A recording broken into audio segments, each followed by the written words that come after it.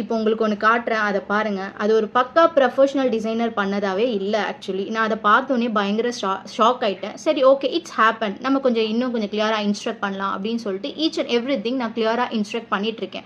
So after that பண்ணி கூட எனக்கு எதுவுமே ப்ராப்பரா வரல. 3 டைம் நான் பார்த்து ரொம்ப ஓவர் ஃப்ரஸ்ட்ரேஷன் ஆயிட்டு நான் ஓப்பனா சொல்லிட்டேன், ஐ அம் நாட் சாட்டிஸ்ஃபைட். எனக்கு உங்களோட ஒர்க் சாட்டிஸ்ஃபைட் இல்ல. ஸோ எனக்கு இது தேவையில்ல. நீங்க அமௌண்ட்ட ரீஃபண்ட் பண்ணுங்க அப்படின்ட்டு. ஸோ அவங்க என்ன சொன்னாங்க, அவங்க சைடோட ஸ்டேட்மெண்ட் என்னன்னா, அமௌண்ட்டை ரீஃபண்ட் பண்ண முடியாது மேம், ஜஸ்ட் பிகாஸ் டிசைனர் அவங்க ஒர்க் பண்ணியிருக்காங்க. எனக்கு தெரியும் பக்கா டிசைனர் ஒர்க் எப்படி இருக்கும் அப்படின்றது எனக்கு கண்டிப்பாக தெரியும். ஸோ நான் ரொம்ப டிசப்பாயிண்ட் ஆகிட்டேன். நான் எவ்வளவோ சொல்லி பார்த்தேன், அவங்க அதை புரிஞ்சிக்கிறதாவே இல்லை. ஸோ அமௌண்ட் ரீஃபண்ட் ஆகாது. நான் சொன்னேன் சரி ஓகே, எனக்கு ரோலர் ஸ்டாண்டி வேண்டாம்.